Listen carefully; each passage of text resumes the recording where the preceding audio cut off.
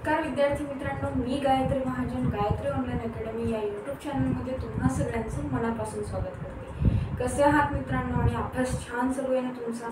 आणि छान अभ्यास करत राहा। आजचा जो व्हिडिओ असणार आहे तो असणार आहे गणित बुद्धिमत्ताचे मिक्स क्वेश्चन, आणि जे की सगळे PYQ असणार आहे, जे प्रीवियस एक्झामला विचारलेले असणार आहेत। त्यामुळे आजचा व्हिडिओ खरंच खूप खास आहे आणि मन लावून एंड पर्यंत बघत राहा। वळूया आजच्या पहिल्या प्रश्नाकडे। सगळ्यांना बोर्डवर एक एक्झाम्पल दिसते। 2675 आणि 2320 ला कोणत्या मोठ्यात मोठ्या संख्येने भागल्यावर बाकी 5 आणि 6 उरते।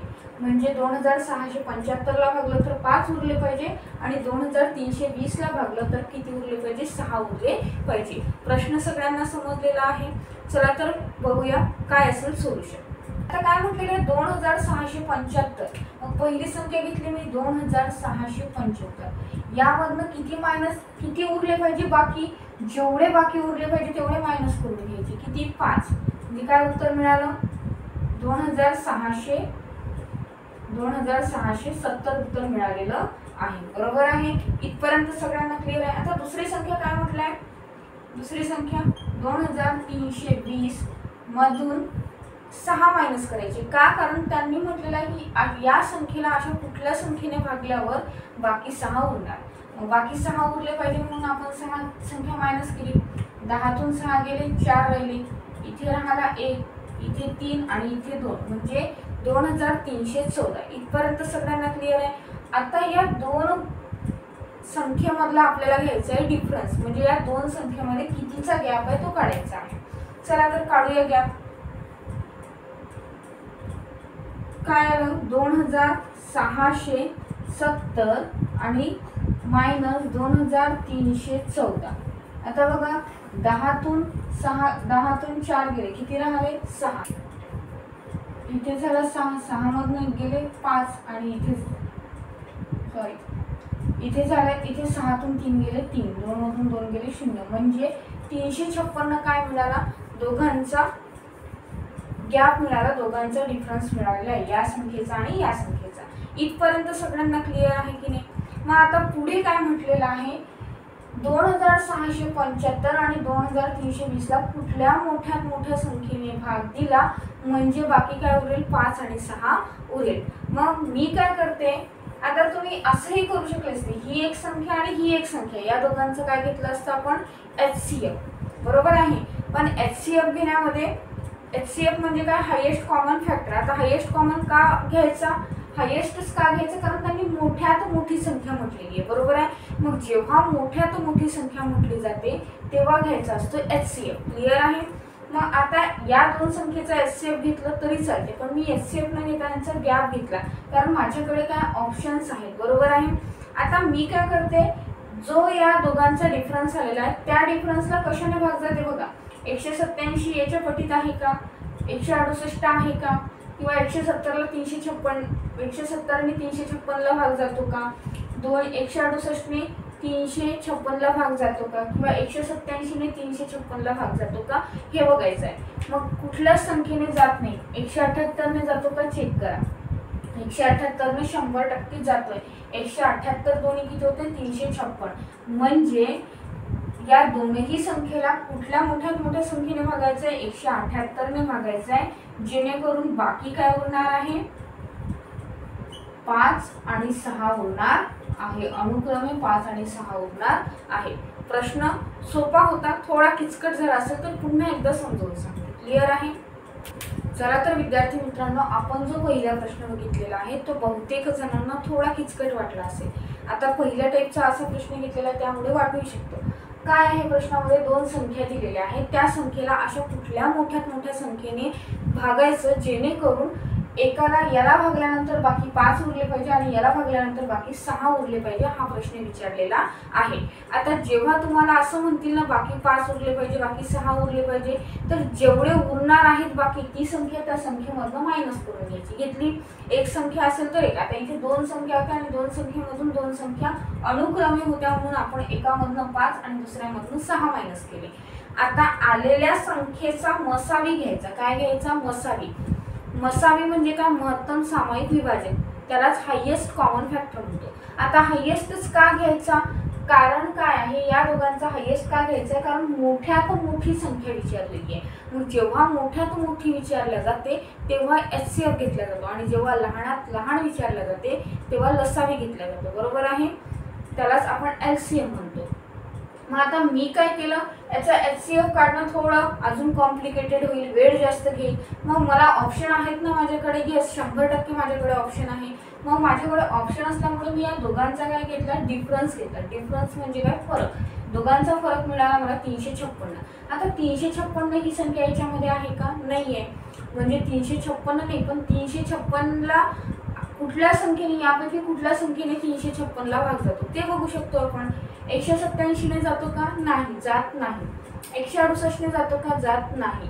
मग 170 ने जातो का, नाही. 178 ने जातो का, येस, 100% जातो. 178 दुनी काय होते, 356. मग सोपं होतं की नाही, कठीण होतं का, कुठेही जाऊ नका. नेक्स्ट एक्झाम्पल बघूया लगेचच. विद्यार्थी मित्रांनो, मग सगळ्यांना बोर्डवर एक एक्झाम्पल दिसते, काय, 10 अधिक 13 अधिक 16 अधिक 19 अधिक कुठपर्यंत करायचे, 100 आणि याची व्हॅल्यू विचारलेली आहे. हे कशाचं एक्झाम्पल आहे, हे एक्झाम्पल आहे अरिथमॅटिक प्रोग्रेशनचं. यालाच म्हणतात अंकगणितीय श्रेणी. ठीक आहे. मग यावरचा जेव्हा प्रश्न येतो, आता तुम्ही जर बघितलं असेल, पहिली संख्या काय आहे, 10, दुसरी काय आहे, 13, तिसरी काय आहे, 16, चौथी काय आहे, 19, नेक्स्ट काय येणार आहे, 22. म्हणजे प्रत्येक संख्येमध्ये कितीचा डिफरन्स आहे, 3चा डिफरन्स आहे. प्रत्येक संख्येमध्ये जो फरक आहे तो काय आहे, 3चा फरक आहे. बरोबर आहे. आणि अशा टाईपचे जर एक्झाम्पल सॉल्व्ह करायचे असेल तर त्यासाठी एक फॉर्म्युला आहे, Sn = n/2 in bracket twice a plus n-1 into t. ठीक आहे. या फॉर्म्युलाने आपल्याला काय करायचं, सॉल्व्ह करायचं. आता बऱ्याचशा डोक्यात काय असेल, बऱ्याच जणांच्या डोक्यात काय असेल की मॅडम एवढा मोठा फॉर्म्युला सांगितला, किती अवघड आहे लक्षात ठेवायला, आणि कशाला ए म्हणायचं, कशाला डी म्हणायचं, कशाला एन म्हणायचं. बघा सांगते. ए म्हणजे काय रे, जी स्टार्टिंग पॉईंट आहे, जी स्टार्टिंग व्हॅल्यू आहे ती काय असते, ए असते. मग ए ची व्हॅल्यू काय झाली, 10. डी म्हणजे काय, डिफरन्स. कितीचा डिफरन्स आहे, प्रत्येक संख्येमध्ये 3चा डिफरन्स आहे. मग डी काय झाला, 3. आणि एन टोटल नंबर कुठपर्यंत काढायचं आहे म्हटलं त्यांनी, 100 पर्यंत. कुठपर्यंत, मग एन काय झाला, 100. आता बघा फॉर्म्युला काय, Sn म्हणजे काय, summation n/2 into twice a plus in bracket n-1 into t. हा फॉर्म्युला आहे. 1 ते 2दा सराव केले, यावरचे जवळपास 7 ते 8 प्रश्न तुम्ही सॉल्व्ह केले. जेव्हा स्पेशल टॉपिक घेईल त्यामध्ये तुमची भरपूर प्रॅक्टिस होईल. बरोबर आहे. मी यावर्षी जर प्रॉब्लेम सॉल्व्ह केले तर प्रत्येक वेळेस काय लिहायचा, फॉर्म्युला लिहायचा, जेणेकरून तो काय होईल, आपल्याला छान पद्धतीनं लक्षात राहील. मग चला ह्याच व्हॅल्यू आपल्याला या फॉर्म्युलामध्ये टाकायची आहे. n/2 म्हणजे काय, 100 डिवायडेड बाय 2. ट्वाइस a म्हणजे काय रे, 2 इंटू a ची व्हॅल्यू काय आहे, 10 अधिक n ची व्हॅल्यू काय, 100 वजा 1. d किती आहे, d किती आहे, 3. बस समजलंय. आता मला सांगा याची व्हॅल्यू काय येणार, 50. म्हणजे 50 दुनी 100, म्हणजे इथे किती मिळाले तुम्हाला, 50. त्यानंतर 10 दुनी 20 अधिक 100 मधून 1 गेला, 99. इथे काय, मल्टिप्लिकेशन गुणिला 3. चला 50 20. आता 9 × 27 ला 7 हातचे आले 2, 9 × 27 28 29 किती आले, 297. बरोबर. आता बघा इथे आहे 50, 297 आणि 20 किती झाले, 0 आणि 7 किती झाले, 7. 9 आणि 2 11, हातचाला 1, 2 आणि 1 3 किती मिळाले, 317. आता 317 गुणिला काय, 50. बरोबर. ठीक आहे. इथपर्यंत समजलेलं आहे. आता याचं मल्टिप्लिकेशन काय होते तुम्हाला, 15,850. हे आन्सर काय आहे, तुमचं फायनल आन्सर आहे. सोपं होतं की नाही रे, काहीतरी कठीण होतं का, काहीच कठीण नव्हतं. फक्त एक फॉर्म्युला तुम्हाला काय पाहिजे होता, लर्न पाहिजे होता. आणि त्या फॉर्म्युल्यामध्ये कुठली व्हॅल्यू कशाला मेन्शन करायची हे तुम्हाला समजलं तर आन्सर काढणं खूप सोपं आहे. ठीक आहे. चला तर वळूया नेक्स्ट एक्झाम्पलकडे लगेचच. चला तर विद्यार्थी मित्रांनो वळूया नवीन प्रॉब्लेमकडे. बघा, एका विक्रेत्याने एक कपाट 20% नफ्याने विकले. जर त्याने ते कपाट 25% नफ्याने विकले असते तर त्याला 50 रुपये जास्त मिळाले असते. ठीक आहे. मग 50 रुपये जास्त मिळाले असते तर त्या कपाटाची खरेदी किंमत विचारलेली आहे. प्रश्नच दिसायला मोठा आहे. प्रश्न काय आहे, एक कपाट आहे, तो कपाट त्यांनी 20% नफ्याने विकलं. त्यांनी काय म्हटलं, जर त्यांनी 25% नफ्याने विकलं असतं तर त्याला 50 रुपये एक्स्ट्रा मिळाले असते, शिल्लक मिळाले असते, जास्त मिळाले असते. बरोबर आहे. तर त्या कपाटाची खरेदी किंमत किती काढायला सांगितलेली आहे. बघा कसं काढायचं. किती टक्के दिले आहेत, 2%. एक दिलाय त्यांनी 20% विकलं आणि म्हटलं काय की त्यांनी 25% नफ्याने विकलं असतं तर. आता मला सांगा या दोन याच्यामधला फरक किती आहे, 5%चा. बरोबर. मग 5%च्या माग त्याला किती रुपये शिल्लक मिळाले, 50 रुपये. तर 100 रुपया माग त्याला किती रुपये मिळणार, क्रॉस मल्टिप्लिकेशन. 100 गुणिले 50 अपॉन 5 गेट कॅन्सल. बरोबर. इथे आला 1 आणि 10 गुणिले 100 किती झाले रे, 1000. 10 गुणिले 100 किती झाले, 1000 रुपये. म्हणजे कपाटाची किंमत काय असायला पाहिजे, 1000 रुपये असायला पाहिजे. बघा 5% मागे 50 रुपये जास्त मिळतात तर 100 मागे किती मिळतील. सोपं आहे की नाही. मी सांगितलं ना, प्रश्नच मोठा आहे. आन्सर काढणं काय असतं, खूप सोपं असतं. मग 5% मागे 50 रुपये तर 100% मागे किती, क्रॉस मल्टिप्लिकेशन केलं. ठीक आहे. आता 5 1 जा 5 आणि हा 0 यावर असाच्या असा. 100 गुणिले 10 किती, 1000. 100 गुणिले 10 किती, 1000. समजलंय. सोपं आहे की नाही. कुठेही जाऊ नका, व्हिडिओ एंड पर्यंत मन लावून बघत राहा. विद्यार्थी मित्रांनो, वळूया आपल्या नवीन प्रॉब्लेमकडे. काय नवीन प्रॉब्लेम, एका सभागृहात खुर्च्यांच्या 35 रांगा आहे. पहिल्या रांगेत 20, दुसऱ्या रांगेत 22 आणि तिसऱ्या रांगेत 24 खुर्च्या आहेत. तर तुम्हाला विचारलंय 25व्या रांगेत किती खुर्च्या असतील. क्लिअर आहे. प्रश्न सगळ्यांना समजलेला आहे. जसं की मी मांडणी केलेली आहे, पहिली रांग, दुसरी रांग, तिसरी रांग, अशा किती रांग आहेत, टोटल 35. आणि प्रश्न विचारलेला आहे 25व्या रांगेवर. अशा टाईपचा जेव्हा प्रश्न येईल तेव्हा काय करायचं, पद वजा 1. पद वजा 1 म्हणजे काय, तर कुठलं पद विचारलेलं आहे तुम्हाला. बघा 25वं पद विचारलेलं आहे म्हणून काय ना, 25 - 1. इथपर्यंत सगळ्यांना समजलं. Multiplied by difference. Multiplied by difference. आता डिफरन्स म्हणजे काय रे, तर प्रत्येकामध्ये कितीचा डिफरन्स आहे, इथे 20 आहे, इथे 22 आहे, इथे 24 आहे. म्हणजे 2-2 खुर्च्या प्रत्येक रांगेत काय होत्या, वाढत आहे. म्हणून मल्टिप्लाइड बाय काय करायचं, 2 प्लस काय म्हटलेलं आहे, ए काय असणार आहे, तर पहिल्या रांगेत असलेल्या ज्या चेअर होत्या त्याची व्हॅल्यू काय आहे, ए. ठीक आहे. मग लिहायचं 25 वजा 1 काय होणार, 24 गुणिले 2 अधिक 1 किती असणार, पहिल्या रांगेतल्या खुर्च्या 20. मग 24 गुणिले 2 किती झाले, 48 अधिक 20 किती मिळाले, 68. म्हणजे 25व्या रांगेत तुम्हाला किती खुर्च्या दिसतील, 68 खुर्च्या दिसणार आहेत. सोपं आहे की नाही रे. प्रॉब्लेमच खूप मोठा आहे. मी काय सांगितलं की प्रॉब्लेम भरपूर मोठा आहे पण त्याचं सोल्युशन काढणं खूप सोपं आहे. आणि सगळे सोल्युशन आपण प्रत्येक प्रॉब्लेम वेगळ्या टाईपचं बघतोय आणि आलेला प्रत्येक प्रॉब्लेम, घेतलेला प्रत्येक प्रॉब्लेम हा PYQ आहे, प्रिव्हियस इयर क्वेश्चन आहे. मी पुन्हा पुन्हा सांगत आहे, हे सरळ सेवा भरतीला विचारले जाणारे क्वेश्चन आहेत आणि विचारले गेलेले आहेत. Clear about it.